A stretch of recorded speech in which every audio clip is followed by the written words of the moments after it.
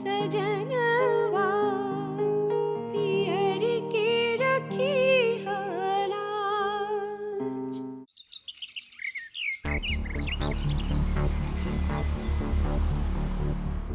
भैया जी भाभी। हम उस ऑफिसर से बात करेंगे जिसने उन्हें बेवजह इतने बड़े इल्जाम में गिरफ्तार करवाया है। हम भी आपके साथ चलेंगे।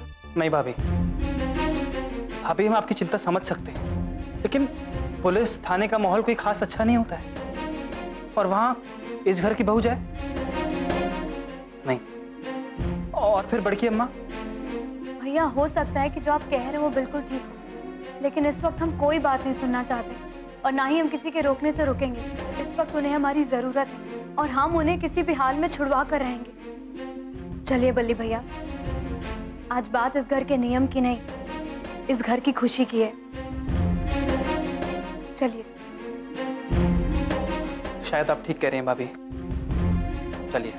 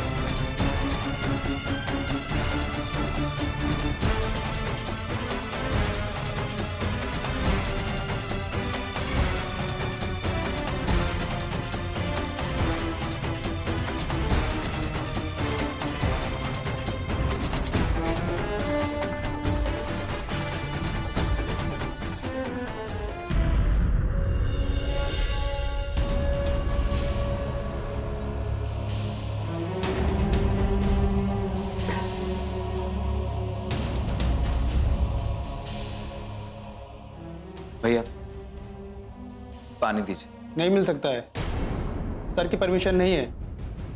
पागल हो गए क्या? परमिशन नहीं है, परमिशन नहीं है। हम कह रहे हैं ना हमने कुछ नहीं किया। नहीं किया है खून। कितनी बार एक ही बात कहें, जाने दो हमें। हम फिर कह रहे हैं हमने खून नहीं किया है, छोड़ दो हमें। अगर हमारे बाबूजी ने देख लिया ना हम इस हालत में, तो तुम सब ना कुछ भी सुनने या कहने लायक नहीं रहोगे। नौकरी चली जाएगी तुम लोगों की। ओहो, ये हमसे कितनी बड़ी गलती हो गई। हमें तो इसके डैड के बारे में पता ही नहीं था।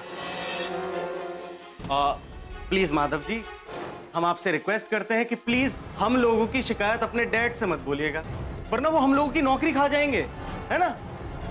ओह, हमने तो बहुत बड़ी गलती कर दी।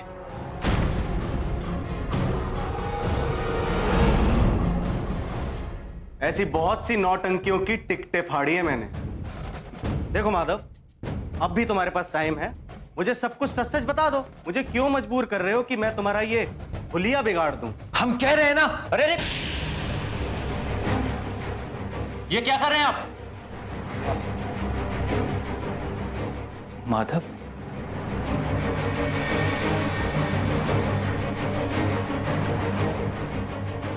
ऐसे कोई किसी के साथ करता है क्या? अब आप हमें सिखाएंगे कि एक मुजरिम के साथ कैसे पेश आना है। वैसे आप लोग हैं कौन और यहां कैसे घुसे चले आए? सर दरअसल ये माधव के बड़े भाई हैं और माधव को इस हाल में देख के ये नर्वस है। लगता है वकील साहब कि यहां आने से पहले आपने अपने इस क्लाइंट की अच्छी तरीके से ब्रीफिंग नहीं करी है। इनसे कहिए कि अपनी धमकी भरी बौखलाहट अपने गले के नीचे ही रखिए, क्योंकि यहां पे हम भी बौखलाए हुए हैं एक पुलिस के मर्डर की वजह से। और अगर हम लोग ज्यादा बौखला गए ना तो बंद करके सीधा अंदर डाल देंगे, एक पुलिस सर्वेंट को उसके काम में दखल अंदाजी देने के लिए। हम भी जानते हैं आपके काम की कीमत। दाम बोलिए आप, जितना मांगेंगे उससे दुगना ही मिलेगा आपको, समझे आप?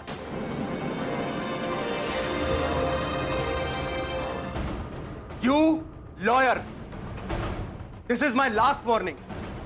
अपने इस क्लाइंट को, इस रईसजादे को यहां से लेके जाइए, वरना ऐसा ना हो कि इसके झलकते पैसों से मैं एक सोने की जेल बनवाऊं और उसी जेल में दोनों भाइयों को डाल दूं जिंदगी भर के लिए, उसकी रखवाली करने के लिए। सॉरी सर, संग्राम के जगह पे मैं आपसे माफी मांगता हूँ। सर आप एक बार हमारी बात सुन लीजिए। माधव का आज तक कोई भी क्रिमिनल रिकॉर्ड नहीं रहा है सर, और यहां तक कि उसने आज तक एक चींटी भी नहीं मारी है। Oh really?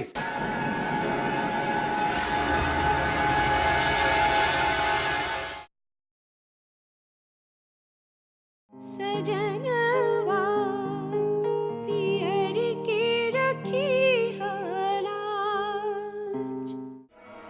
Yes sir.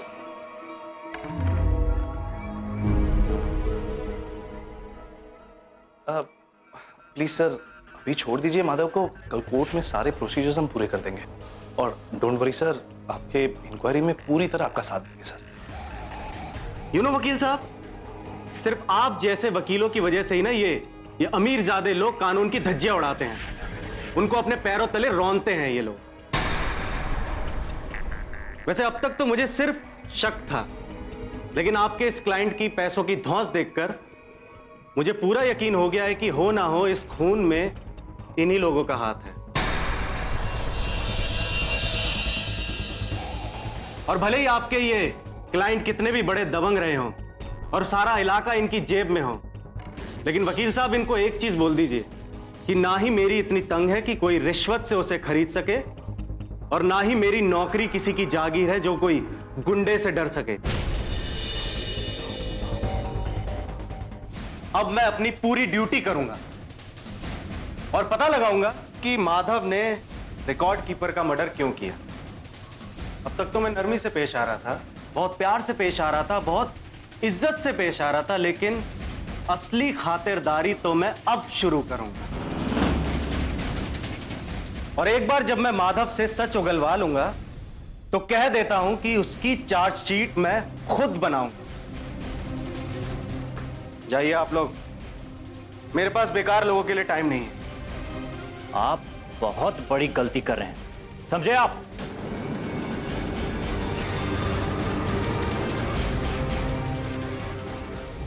देखिए, मुझे जो करना है वो तो मैं करूंगा ही, और आपसे जो बनता है वो आप करिए। और मैं इस केस में पूरी कोशिश करूंगा कि माधव को कम से कम उम्र कैद की सजा तो जरूर हो।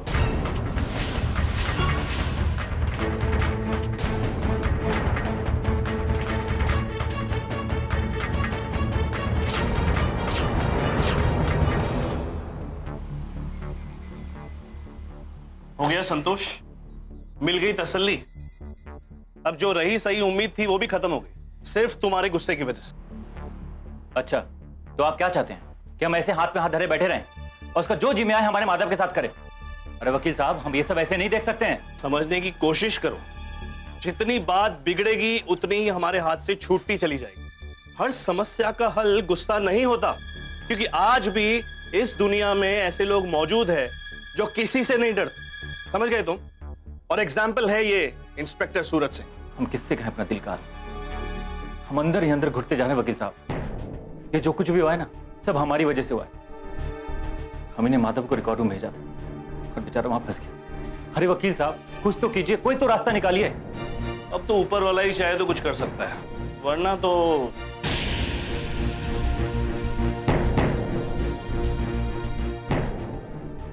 राम भैया,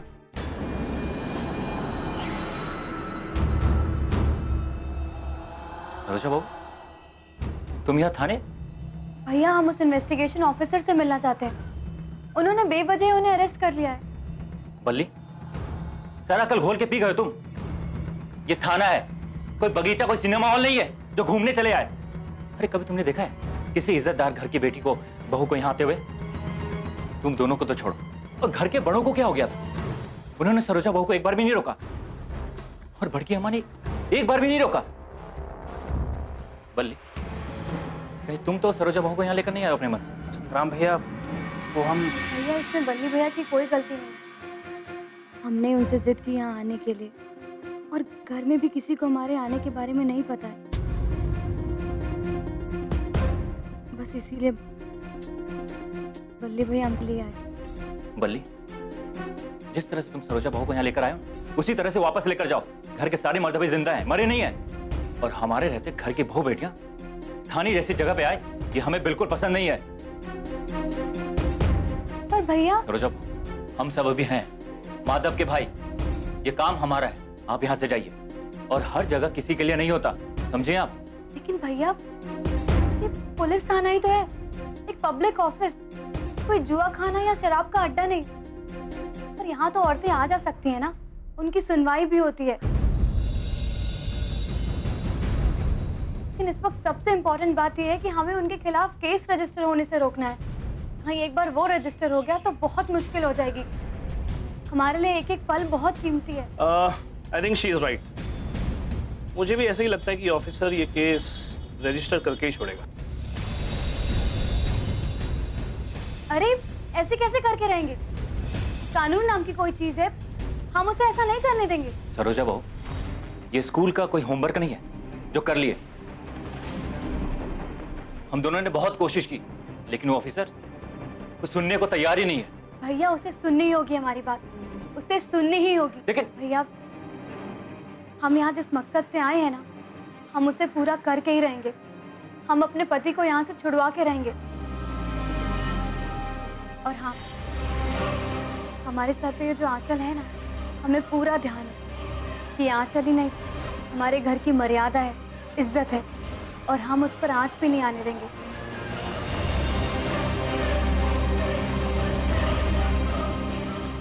ठीक है सरोजा बहू, तुम अगर कहती हो तो ठीक, लेकिन एक बात का ध्यान रखना, वो ऑफिसर थोड़ा कड़क है, संभल के। आइए भाभी, यहाँ भी जाते।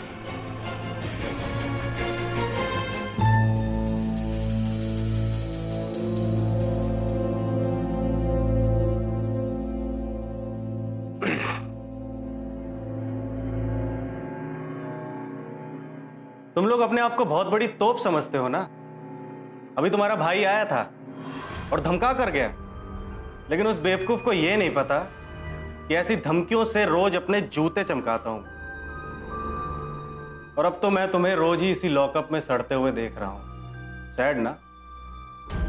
सो do you realize mister Madhav Rai कि तुम किस आग से खेल रहे हो?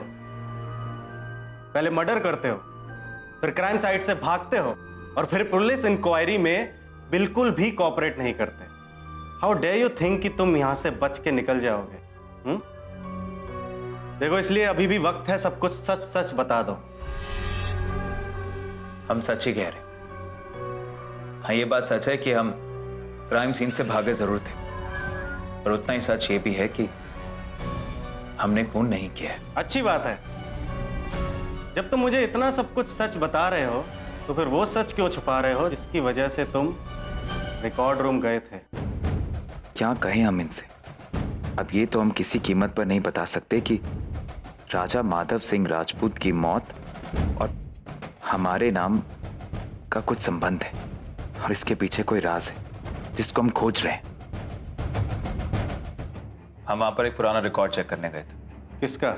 हमारे चाचा जी कुछ साल पहले गायब हो गए थे, इसीलिए हमारे चचेरे भाई भी वही पता करने रिकॉर्ड रूम गए थे कुछ दिन पहले। ओह, आई सी। लगता है कोई बहुत ही गहरा राज छुपा हुआ है पूरे परिवार का, जिसको तुम और तुम्हारे कजन ब्रदर ढूंढने के लिए निकले हैं, या फिर शायद यूं कहा जाए कि डिस्ट्रॉय करने के लिए। गुड। अब मैं तुमसे कुछ भी नहीं पूछूंगा, बल्कि तुम्हें तुम्हारी कहानी सुनाऊंगा अपनी जुबानी। तो कहानी यह है मिस्टर माधव राय कि तुम रिकॉर्ड रूम गए थे वहां पे कोई सीक्रेट इंफॉर्मेशन चुराने, या फिर शायद यह कहा जाए कि डिस्ट्रॉय करने निकले थे, है ना? लेकिन जब रिकॉर्ड चाचा ने तुम्हें इसकी इजाजत नहीं दी तो तुम्हें गुस्सा आ गया। अब अमीरजादे होने के नाते तुम गुस्से में अपना आपा खो बैठे, और जब रिकॉर्ड चाचा ने तुम्हें रोकने की कोशिश की तो तुमने उनका खून कर दिया। राइट? यही कहानी है ना? वैसे एक बात तो है, तुम बड़े लोग वाकई में बहुत छोटे होते, किसी का खून करते हुए जरा से भी हाथ नहीं कांपते तुम लोगों के।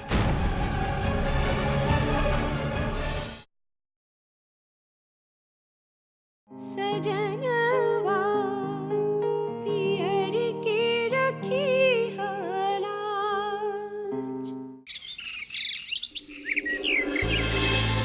आपके रहते ऐसा कैसे हो गया प्रभु? ठीक नहीं किया ये आपने। इतना बड़ा अन्याय हमारे बच्चे के साथ कैसे होने दिया आपने? पर अब बहुत हो गया। एक बात हम आपको बता देते हैं प्रभु, अगर हमारे बच्चे को कुछ भी हुआ ना, तो हम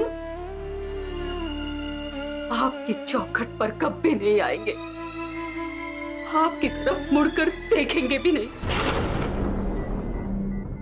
जीजी, ऐसा नहीं कहते। भगवान सब ठीक कर देगा। भगवान पर भरोसा कीजिए। किस पर रखे भरोसा? किसे दोष दे हम कलावती? इनकी पूजा पाठ में कभी कोई कमी रही क्या हमसे? इतनी बड़ी सजा भगवान हमें दे रहा है। जाने कैसी और किसकी नजर लग गई हमारे इस घर को। जो भी हो, इन्हें हमारे माधव को सही सलामत वापस लौटाना होगा। हमारे बेटे को इस संकट से निकालना होगा इन्हें। अब तक हमारी की हुई प्रार्थना का वास्ता है इन्हें, और अगर आज ये हमारी प्रार्थना अनसुनी करते हैं तो कसम है हमें, जीवन भर दर्शन नहीं करेंगे हम इनका। भगवान नहीं, पत्थर समझेंगे हम इन्हें।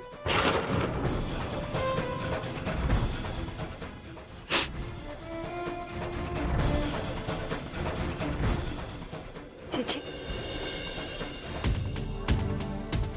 अरे यार कोई तो उपाय निकालो, कुछ तो करो यार।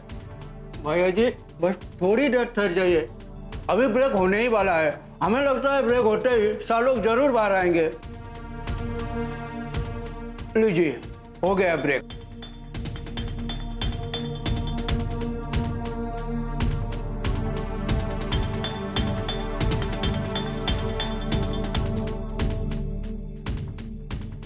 क्या हुआ संग्राम, सब ठीक तो है ना? इतना परेशान क्यों?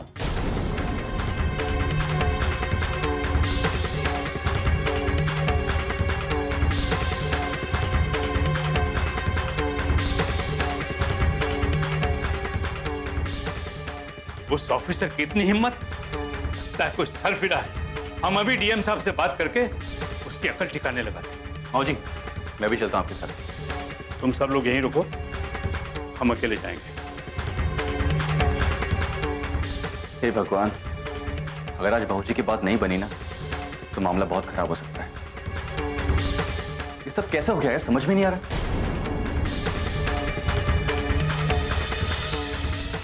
हमें समझ नहीं आ रहा कि आप ये बात क्यों नहीं मान लेते कि हमने कोई खून नहीं किया।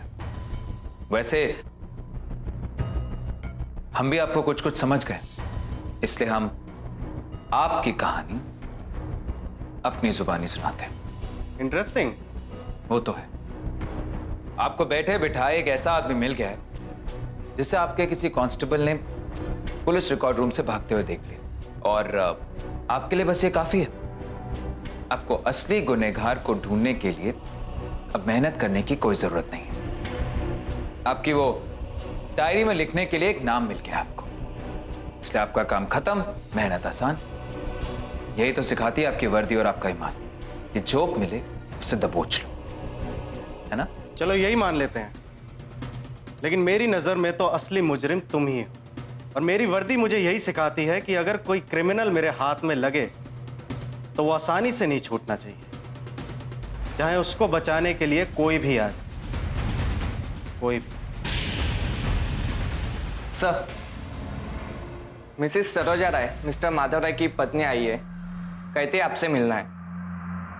ये लो, अब धर्म पत्नी आई है अपना धर्म निभाने, पर मैं इन पैतरों में फंसने वाला नहीं हूं। पहले भाई आता है, धमका कर जाता है, फिर पत्नी आती है अपने आंसुओं से अपने पति की भीख मांगने की। लगता है तुम्हारे बड़े भाई साहब ने जो आग लगाई थी उसको बुझाने की कोशिश करेंगी, पर मिस्टर माधव राय, मैं भीख नहीं देता। ओफो, पहले क्या कम बेइज्जती हुई है। सरोजा जी को आने की क्या जरूरत थी यहाँ?